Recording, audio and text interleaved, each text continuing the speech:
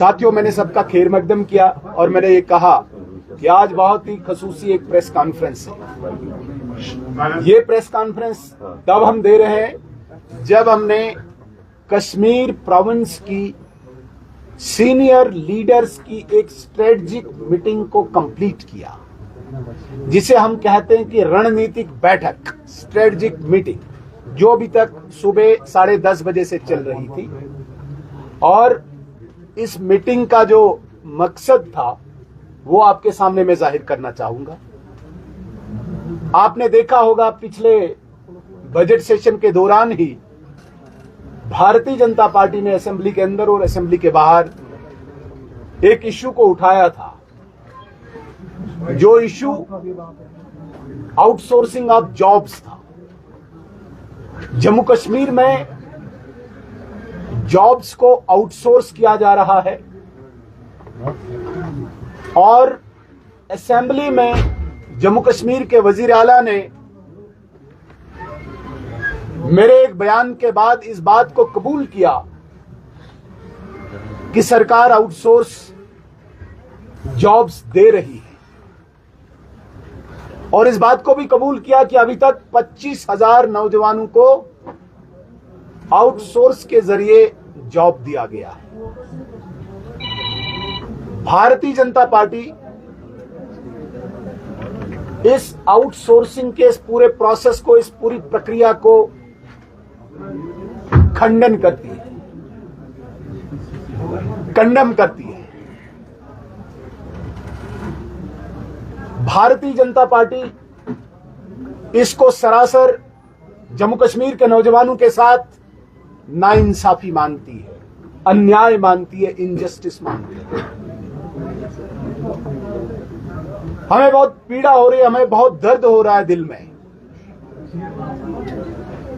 जब हम किसी भी इलाके में जा रहे हैं, वहां पे नौजवान इस इंतजार में हैं कि कोई सरकारी महकमा, कोई नौकरी, कोई जॉब एडवर्टाइज करेगा और वो अपने मेरिट के बुनियाद पे, अपनी काबिलियत के बुनियाद पे उस नौकरी को हासिल कर पाए।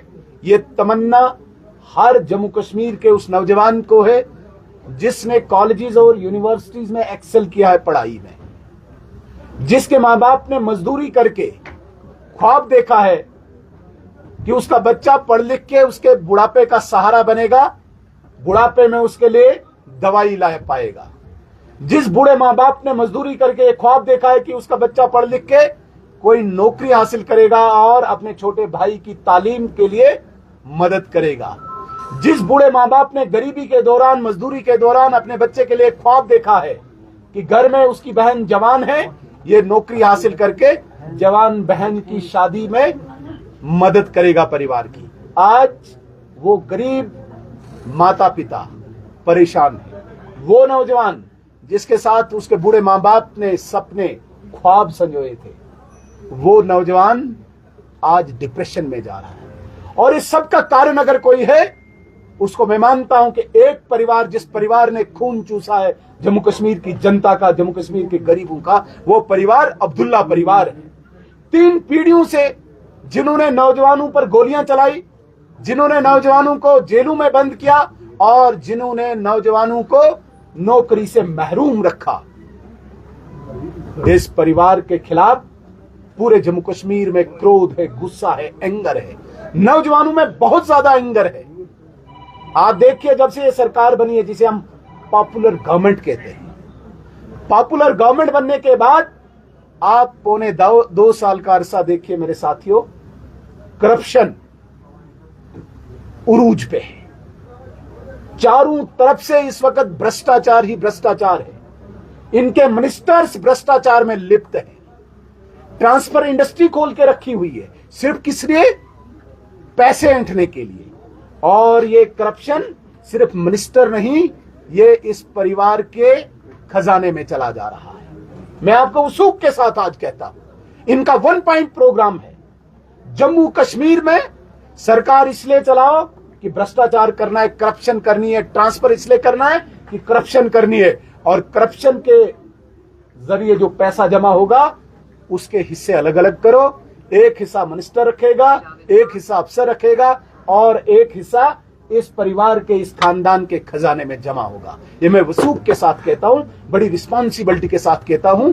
ये हमारी बदकिस्मती है कि जिसको हम पॉपुलर गवर्नमेंट कहते हैं वो करप्ट गवर्नमेंट है, करप्ट मिनिस्टर्स हैं, सबूत हैं इस वक्त एजेंसीज के पास। हम गुजारिश करना चाहेंगे जितने भी इंडिपेंडेंट इन्वेस्टिगेटिंग एजेंसीज हैं वो सामने आए और इनको बेनकाब करें, इनको नंगा करें, वरना इस परिवार ने जहां पे 1 लाख से ज्यादा यहां पे कत्लो गारत किए हैं, वहीं दूसरी तरफ से अब नौजवानों के साथ अन्याय करके, नाइंसाफी करके उनको डिप्रेशन का शिकार बना रहे हैं। बदकिस्मती ये है, जिस सरकार को जवाबदेही यहां पे देनी चाहिए थी, जम्मू कश्मीर के इस प्लेटफॉर्म पे जवाबदेही इस बात की देनी चाहिए थी कि 2 साल गुजर गए, आपके 10 किलो अनाज किसी को नहीं मिला।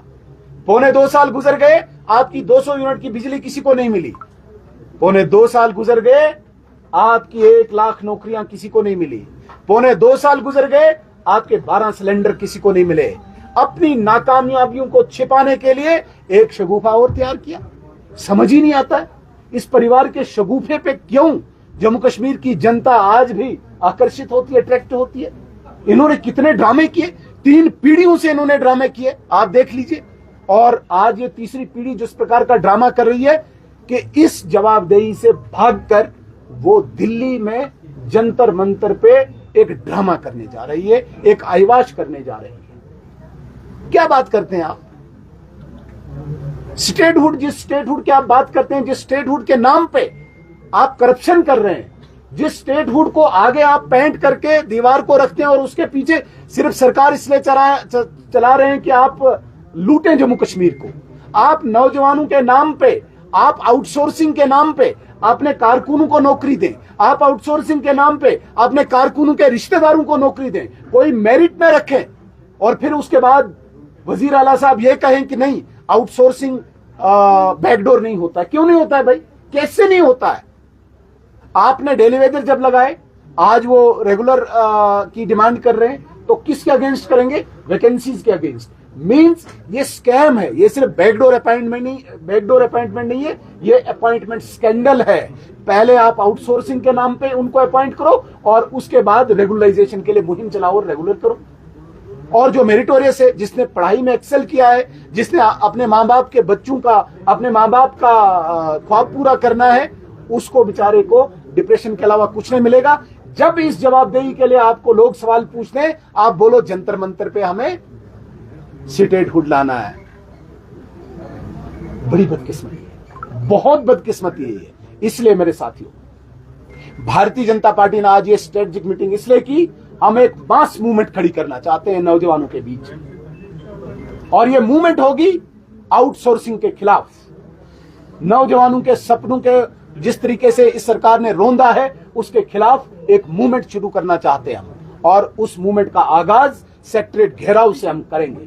बहुत जल्दी आने वाले दिनों में हम यहां पे एक एजिटेशन शुरू करेंगे, और ये एजिटेशन सिर्फ कश्मीर में जिसका आगाज होगा, ये यहीं पे नहीं खत्म होगी। ये मूवमेंट मोहल्ले मोहल्ले तक, गली गली तक जाएगी, नौजवानों के बीच में जाएगी। सिर्फ इंसाफ की लड़ाई होगी, नौजवानों के इंसाफ की लड़ाई होगी, नौजवानों के हक की लड़ाई होगी। इस हक की लड़ाई और इस इंसाफ की लड़ाई का आगाज कुछ दिनों में हम कश्मीर के सेक्रेटरीट से शुरू करने जा रहे हैं। लेकिन मैं इसलिए इस बात को यहां पे जोड़ रहा हूं क्योंकि तुरंत आजकल यहां पे एक नया शगुफा, एक नया ड्रामा इस मौजूदा सरकार ने, इस पार्टी ने खड़ा किया है। इसको लेटर लिखें, उसको लेटर लिखें, हमने जाना है दिल्ली, हमने वहां से स्टेटहुड लाना है। अरे स्टेटहुड भारतीय जनता पार्टी देगी और हमारी कमिटमेंट है।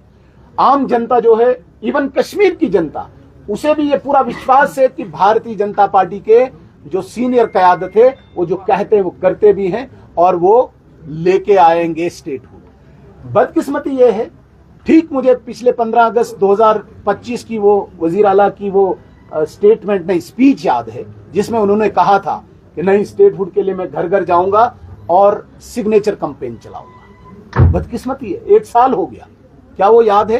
किसी ने याद दिलाया? मैं जर्नलिस्ट साथियों से भी गुजारिश करना चाहना नहीं, इनके असेंबली के इलेक्शन के इस कैंपेन में इन्होंने कहा था कि मैं मीटर तोड़ दूंगा अगर कहीं पे मीटर लगा होगा। लेकिन उन्होंने क्या कहा कि मेरी आंटी के घर में मीटर लगा है, इसलिए सबके घर में मीटर लगना चाहिए। जो इनके घर में जो इनकी आंटी के घर में हो रहा है वही सबके घर में होना चाहिए। मैंने एक बार सवाल पूछा था, आपकी आंटी के घर में मर्सिडीज है, आप गरीब के घर में भी मर्सिडीज भेजो।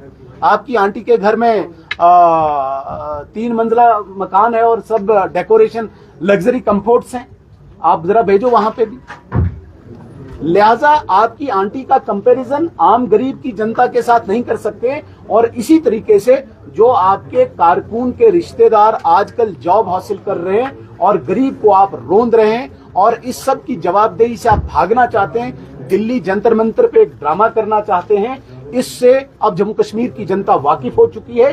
Bharatiya Janata party principal opposition party होने का दायित्व निभाएगी और नौजवानों के हक की लड़ाई, नौजवानों के जॉब की लड़ाई, जिसको आप आउटसोर्स कहते हैं, इसको हम अपॉइंटमेंट स्कैंडल कहेंगे, इसको हम अपॉइंटमेंट स्कैम कहेंगे। मैं तो चाहूंगा कि बड़ी सी बड़ी एजेंसी इसको इन्वेस्टिगेट करे और इनको बेनकाब करे, लेकिन जब तक इन्वेस्टिगेटिंग एजेंसी बाहर आती है, सामने आती है, तब तक भारतीय जनता पार्टी का फर्ज बनता है नीचे एक मोहल्ले से लेके सेक्रेटरीट तक हम ये लड़ाई लड़ेंगे। इसकी शुरुआत और इसका आगाज हम कश्मीर से करने जा रहे हैं। मैं दोबारा एक बार आपके चैनल के माध्यम से जरूर ये बात जम्मू कश्मीर की जनता तक पहुंचाना चाहता हूं। इनके झूठ में आप नहीं आइए। इनको कहिए कि 12 सिलेंडर की आप बात कीजिए, इनको कहिए आप 10 किलो अनाज की आप बात कीजिए, इनको कहिए आप 1 लाख नौकरियों की बात कीजिए, इनको कहिए आपकी 12 सिलेंडर और 10 किलो अनाज, जो मैंने कहा 200 यूनिट बिजली की बात करिए। इसका जवाब मांगे, स्टेट फूड का जवाब आप बीजेपी से मांगे, बीजेपी आपको जवाब देगी। लेकिन जो इन्होंने झूठ का ये तिलस्म यहाँ पे खड़ा किया है, इसको गिराना इस वक्त जरूरी है। और उससे भी बढ़कर मेरे साथियों, आज मैं इसलिए बहुत परेशान हूं क्योंकि आज गरीब के जेब को काटा जा रहा है करप्शन के नाम पे। आज आप तहसीलदार के ऑफिस में जाइए, बीडीओ के ऑफिस में जाइए, जेडीओ के ऑफिस में जाइए, डीएफओ के ऑफिस में जाइए, जो भी ऑफिस आप देखेंगे वहां पे सिर्फ पैसा लाओ, इधर से लाओ, उधर से लाओ, दाएं से लाओ, बाएं से लाओ, पैसा जमा करके हमने ऊपर पहुंचाना है, एक परिवार का खजाना दोबारा भरना है। तो कब तक चलेगा ये? इसलिए मैं चैलेंज करता हूं यहां की सरकार को कि आप अगर अभी नींद से नहीं जागे, आपने इस आउटसोर्स स्कैम को रोल बैक नहीं किया, इस ऑर्डर को, भारतीय जनता पार्टी आखिरी दम तक ये लड़ाई लड़ेगी। आप ये भूल जाएं कि हम चुप बैठने वाले हैं। आप ये भूल जाएं कि जम्मू कश्मीर का नौजवान आपको माफ करेगा।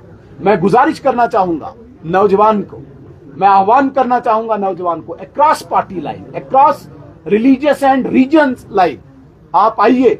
लड़ाई कॉमन है, ये लड़ाई सिर्फ भारतीय जनता पार्टी की लड़ाई नहीं है, ये लड़ाई जम्मू कश्मीर के नौजवान के हक की लड़ाई है। इसलिए आपको आना पड़ेगा, सबको सामने आना पड़ेगा और इस लड़ाई में शमूलियत होकर नौजवानों के हक को हमें लेना होगा, वापस लेना होगा, नौजवानों के साथ न्याय करना होगा और इस मूवमेंट में आपको हिस्सा बनना होगा। मैंने इतनी आपसे गुजारिश करनी है।